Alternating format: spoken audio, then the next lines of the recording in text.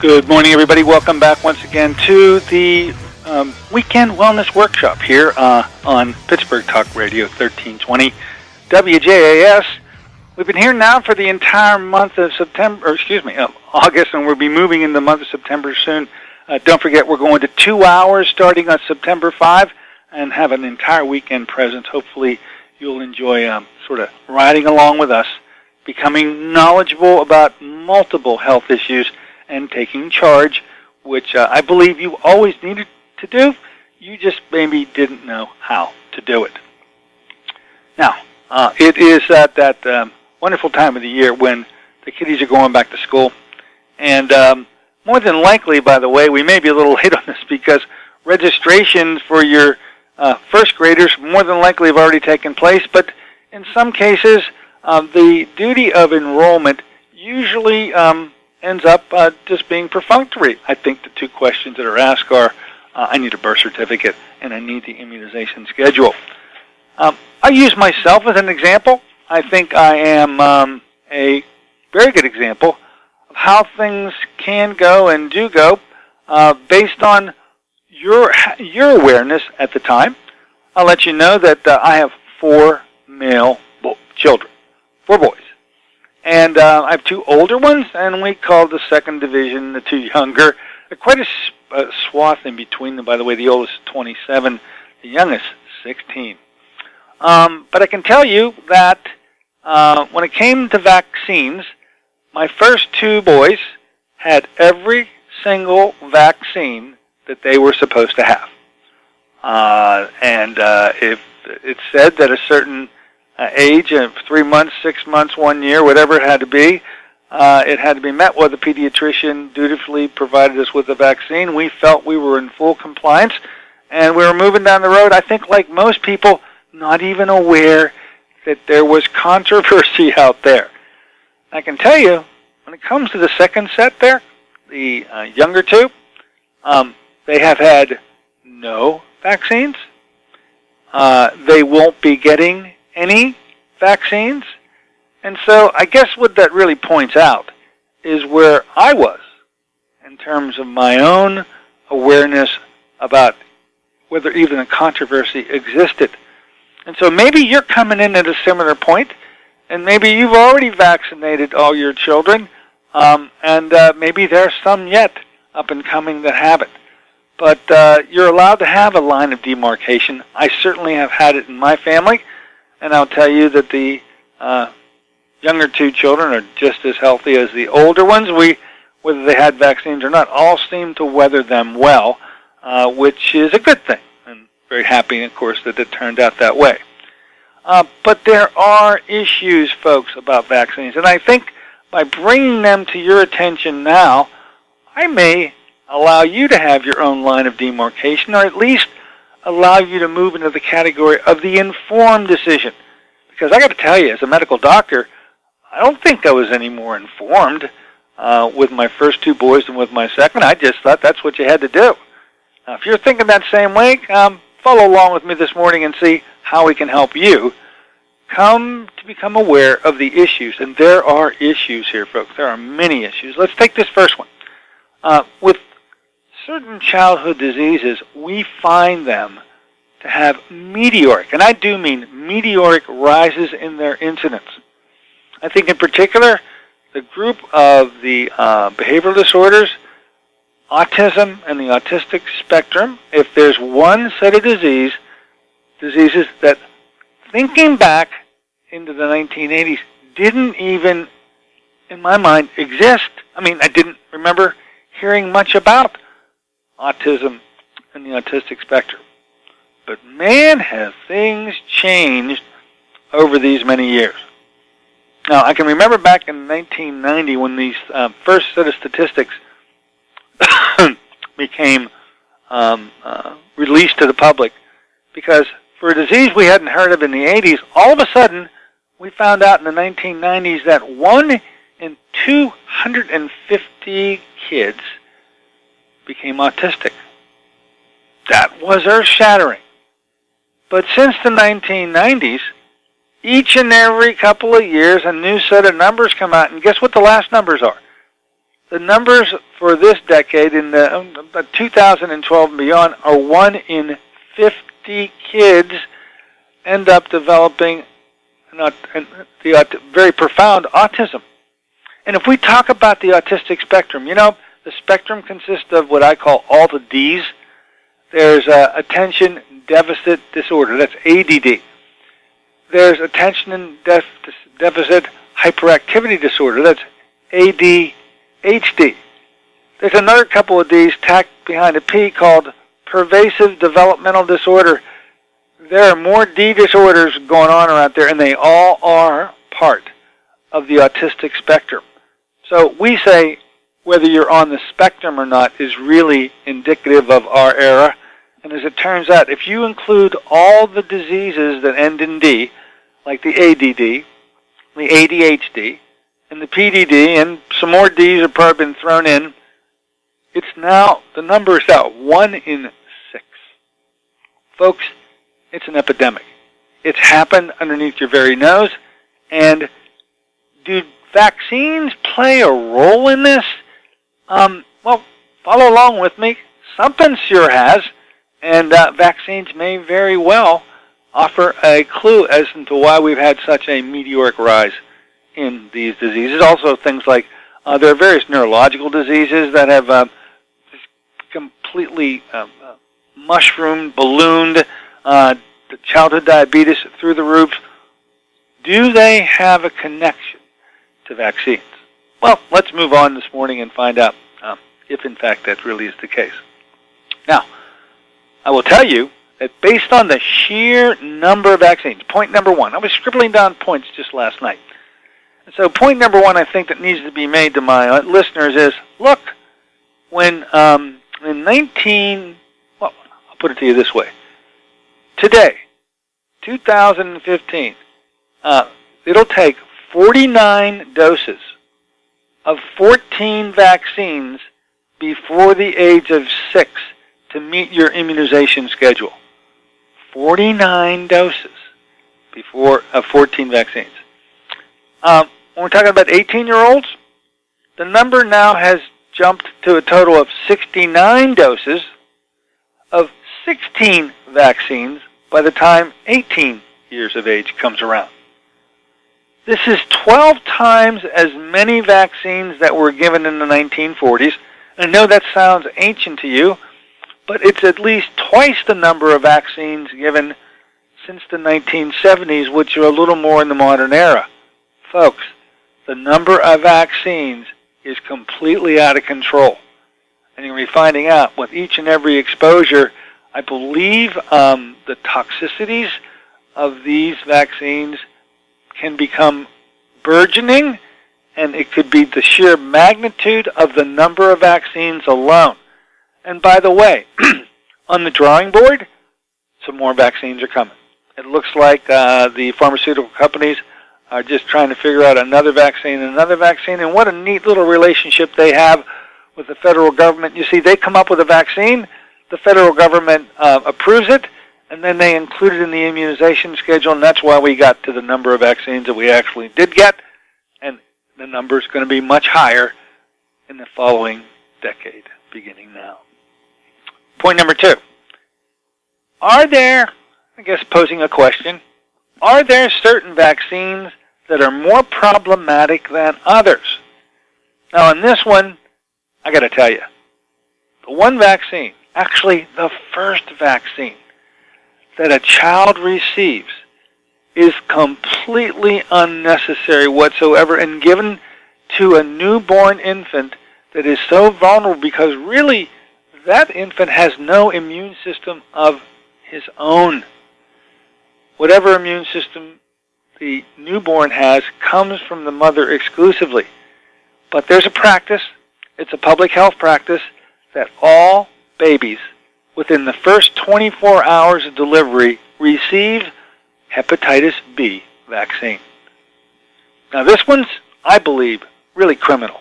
And here's why.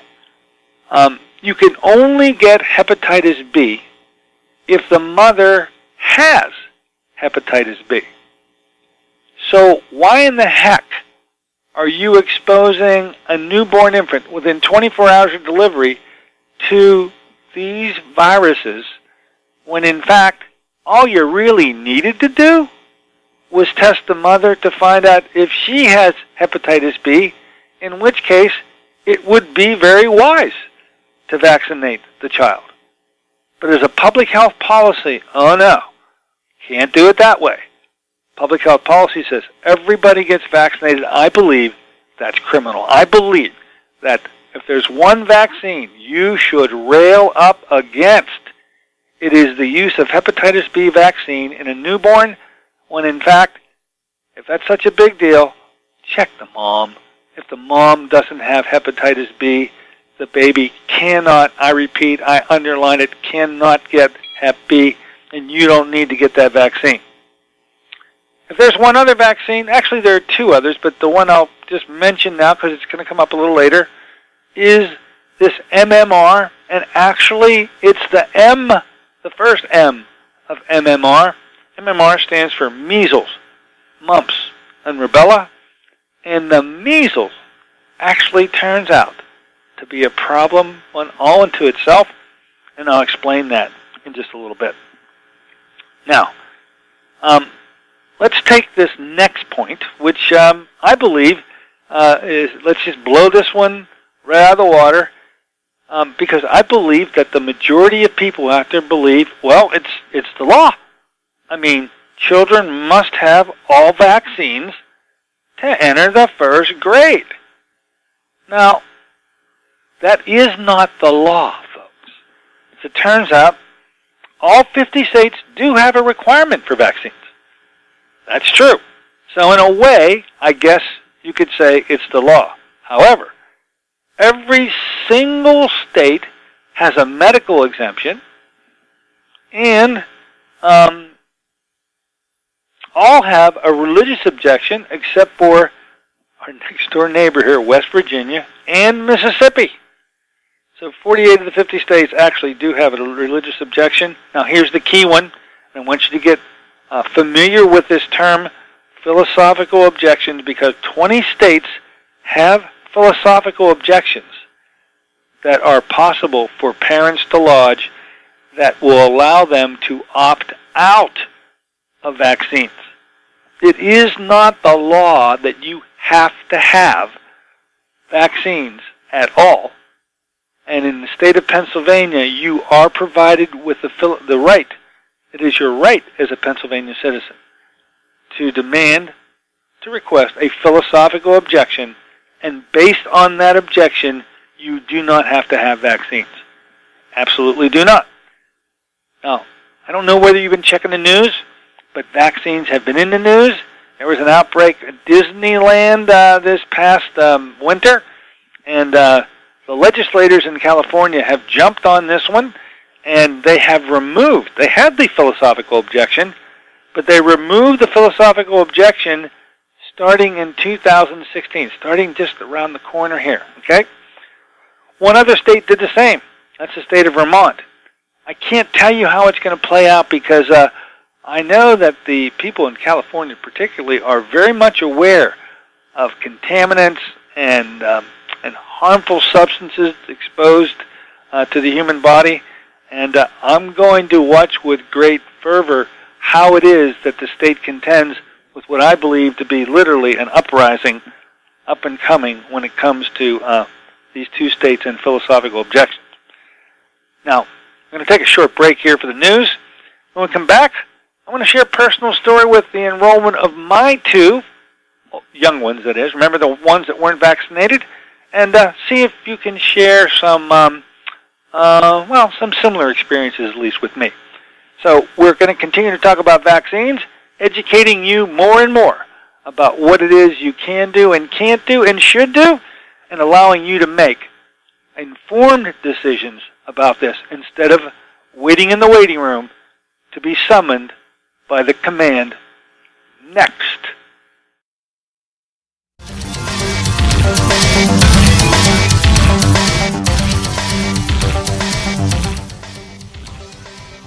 Hey, good morning, everybody. Welcome back to the Weekend Wellness Workshop.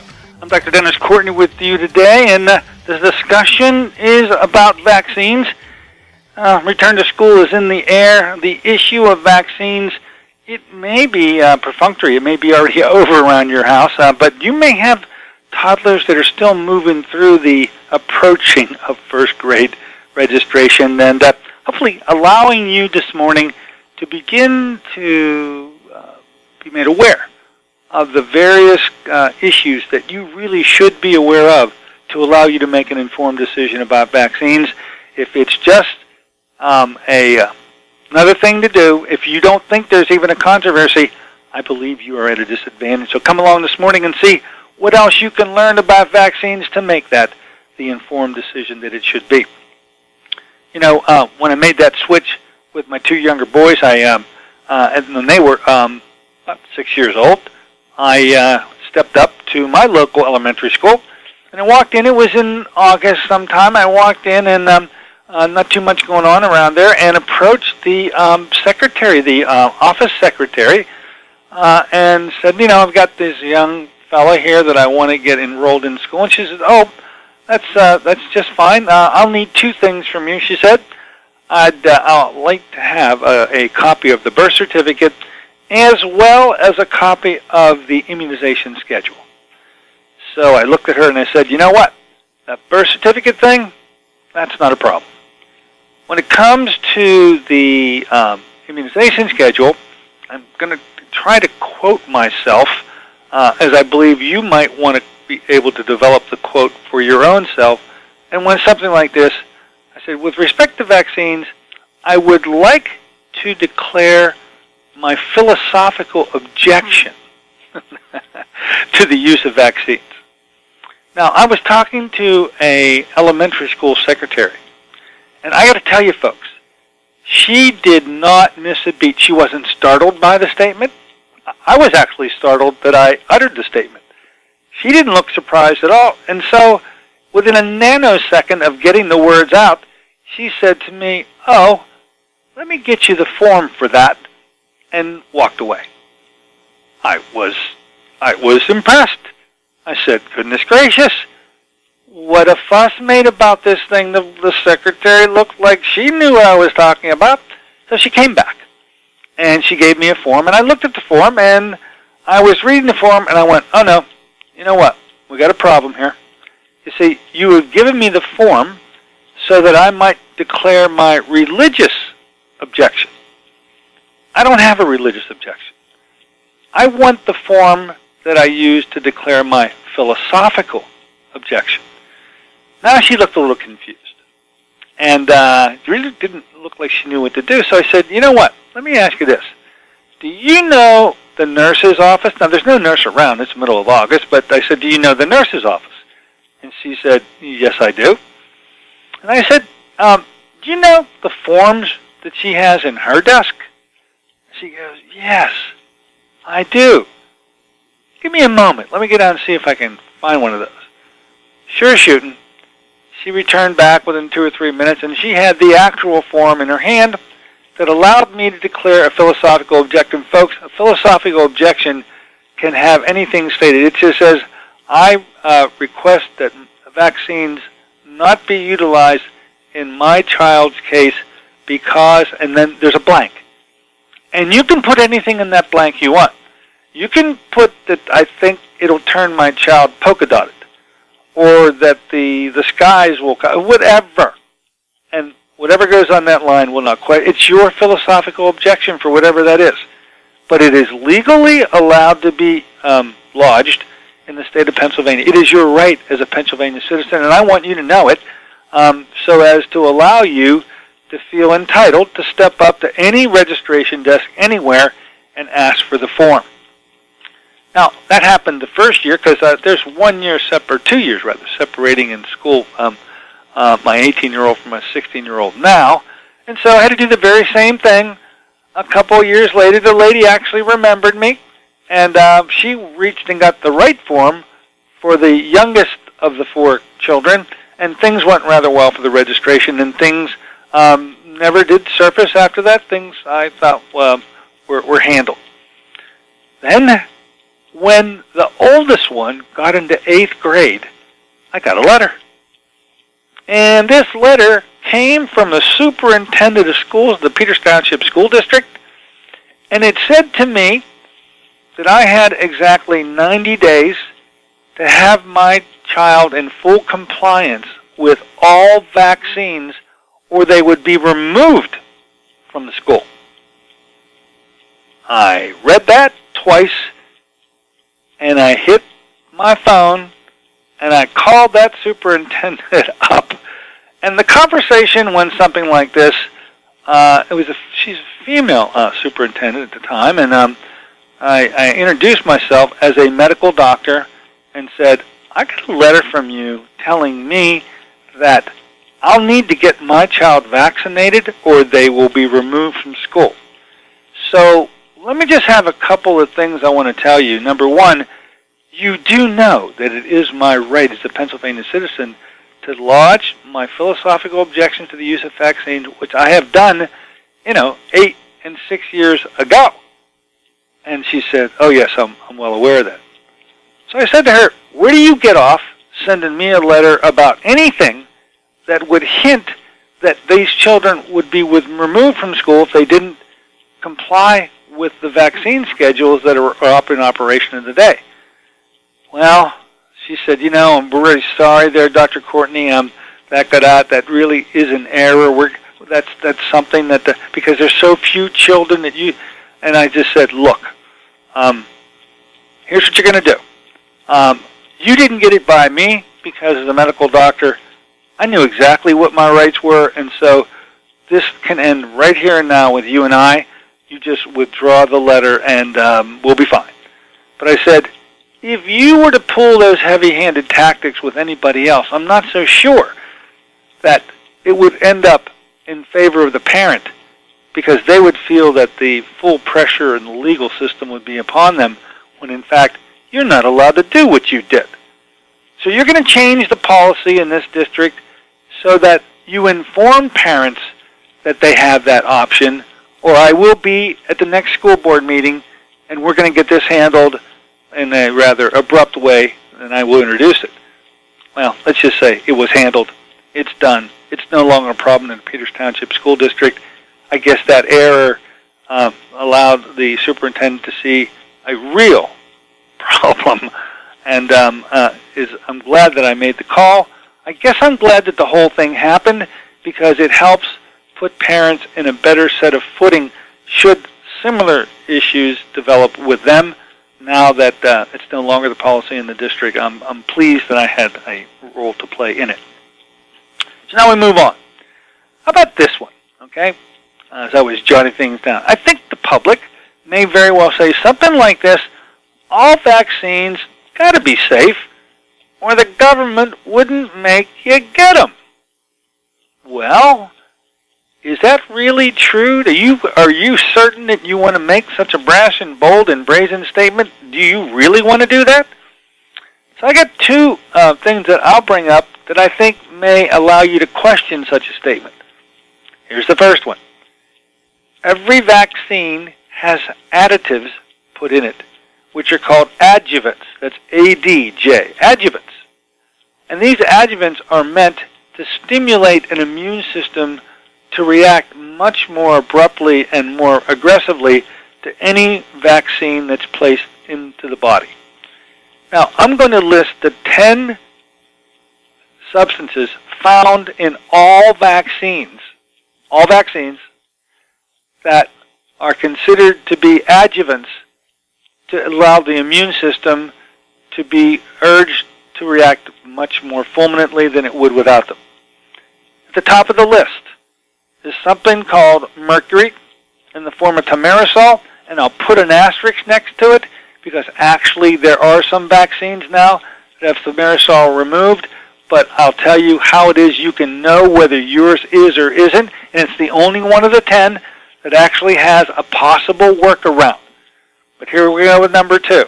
Aluminum is found in all vaccines, and aluminum has been tied to cognitive disorders and things like Alzheimer's disease, and a whole bunch of other neurological function. Number 3, human diploid cells from aborted fetuses. We won't even have to get into the issue of aborted fetuses. I know it's been a timely one. I'm going to move on. Next are animal cells, pig viruses, simian virus 40. Been associated with AIDS, folks. It's in there. It's in all of them. MSG, that's monosodium glutamate. How about this one? Formaldehyde. Folks, that's embalming fluid found in all vaccines. Antibiotics. How about this one? I thought this goes in your radiator. It's called ethylene glycol, otherwise known as antifreeze. That's in there. Something called squalene, and of course, GMOs, which are genetically modified organisms. How healthy does that sound to you? Seems like a problem to me. If you're worried about something like a clean drinking water that you wouldn't drink out of the tap, so you buy it filtered from a store, do you really want these 10 substances placed into either your body or your child? Anyway, I bring that to your attention as maybe one of the things that could be critical of such a belief that, well, the government wouldn't make you get them if it was healthy, if it wasn't healthy for you. Now, I learned along the way from Dr. Sherry Timpenny, who's a physician from Strongsville, Ohio, that there is a question with how they get the approval from the FDA to begin with. Let me just tell you that rigorous studies are set up by the pharmaceutical company who wants to get a approval for a vaccine. They set up studies where they get children where they're going to vaccinate them. They have rigorous observation of the kids once they vaccinate them, and then they're in the study. But here's the point that blew my mind, and I've checked on this, and it's absolutely accurate. If while the study's moving along, one of the kids in the study who was vaccinated suddenly gets sick, they pull the child from the study. Well, that's okay. But when I say pulled from the study, I mean pulled from any reference that they were ever in the study. I mean, isn't that the idea to begin with? I mean, if you're going to get a vaccine and give it to a child and the kid gets sick, shouldn't that be like in the slate over here? Like, oh, that little boy or that little girl didn't do too well with it. That should be part of what the data collection is. They throw the case out. Any study that allows that to happen, to me, is highly suspect, and therefore any of the studies that the pharmaceutical companies have submitted to the FDA, in my opinion, are highly questionable. Highly questionable. And we'll let it go at that. So if you want to think that, hey, the federal government, these wonderful people, wouldn't make you have and get these vaccines because, well, it just must be healthy because they wouldn't make you do it, I think those two issues should be simmering around in your own mind about maybe, in fact, there is an issue that you need to deal with. Okay, so what do you do? Well, I'll tell you what.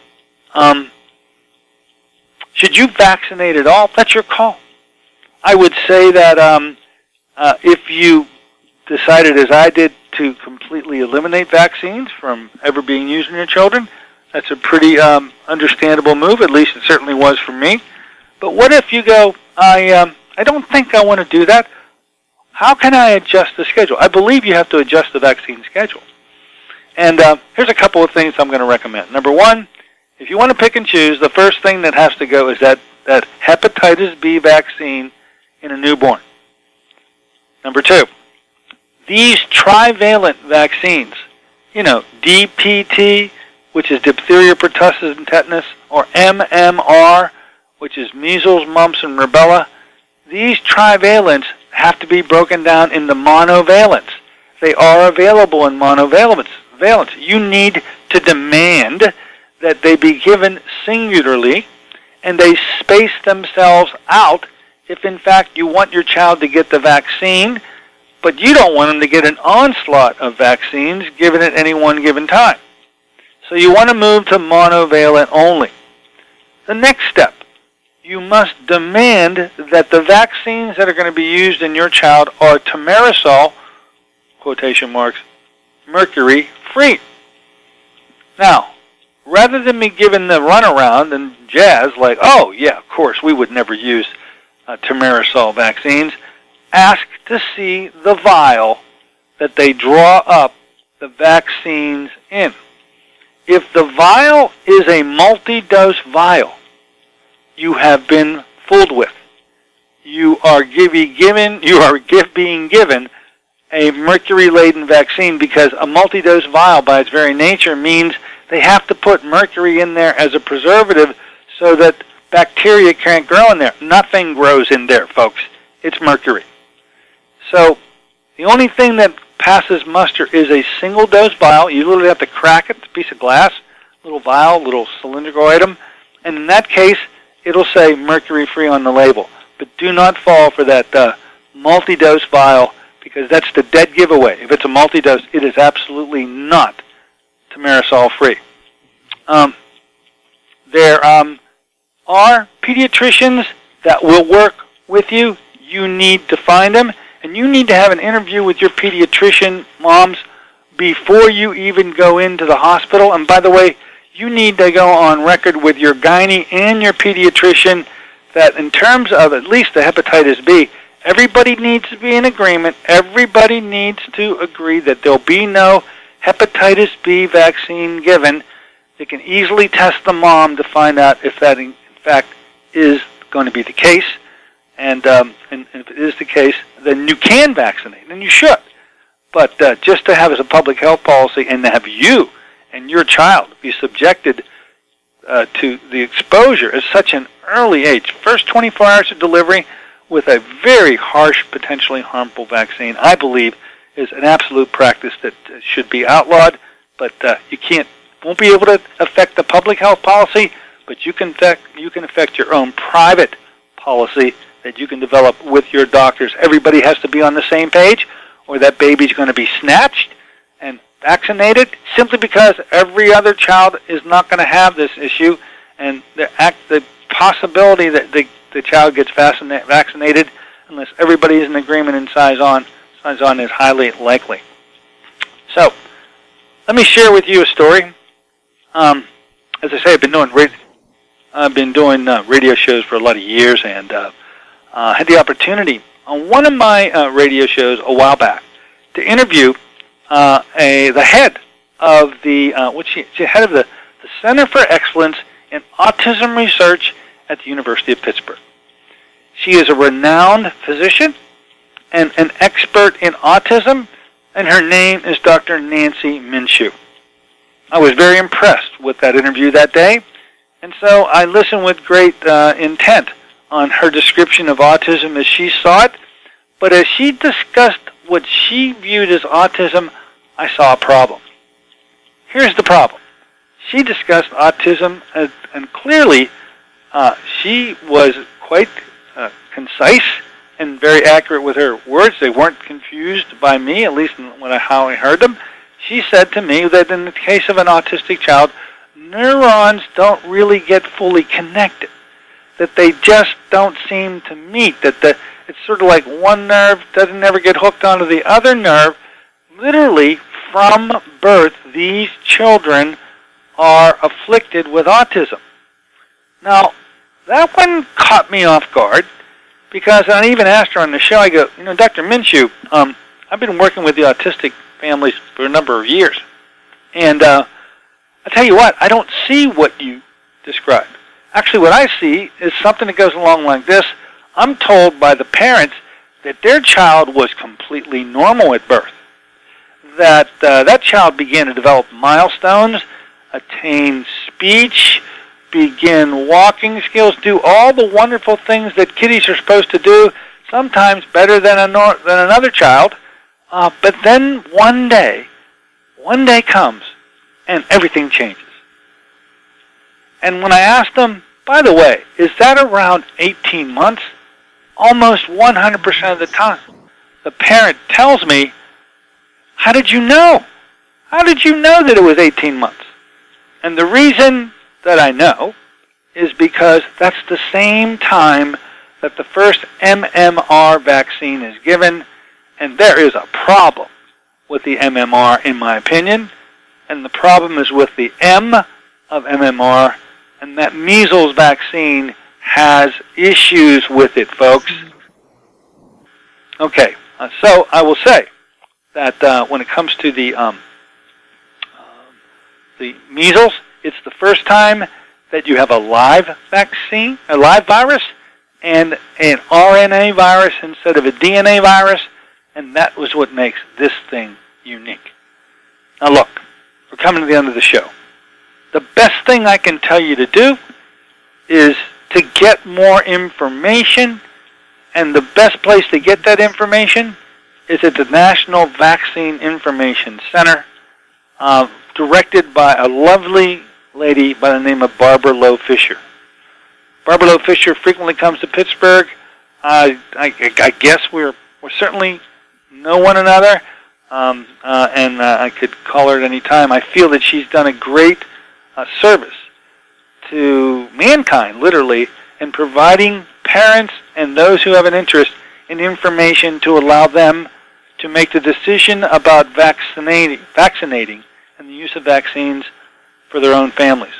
She, although you could tell, I mean, she's highly biased about maybe why you shouldn't vaccinate, she has taught me well, never imposes her bias on the decision-making process of any individual parent. They get to decide, and once they decide, it's done. We never go back and rehash previous decisions that are made. So, you need to do maybe what you wouldn't have done before. You need to be able to make an informed decision about the use of vaccines. I don't care whether your child has started school or not. There are many more vaccines up and coming, and become aware about whether or not vaccines should be given the go-ahead just because the government says it's so. I believe there's enough pitfalls out there. I believe there's enough of the issues that I've brought to your attention today. There are many more, and I think the National Vaccine Information Center is the place to go. And the work of Barbara Lowe Fisher continues to this very day and will be a guiding light for you as a parent well into the future. If you need further guidance, feel free to consult with me so that we can have a personal discussion about you and your own children. And by the way, if things aren't working out too well with the kids, if there are developmental issues, we should really get to the bottom of those early too, because this autistic spectrum, 1 in 6, absolutely needs to be handled in an appropriate way. So it was a pleasure to be bringing the issue of vaccines to your attention today. I look forward to seeing you next week. We'll cover another topic on another day. And don't forget, right around the corner, we're going to 2 hours when it comes to September 5th. I'm looking forward to it.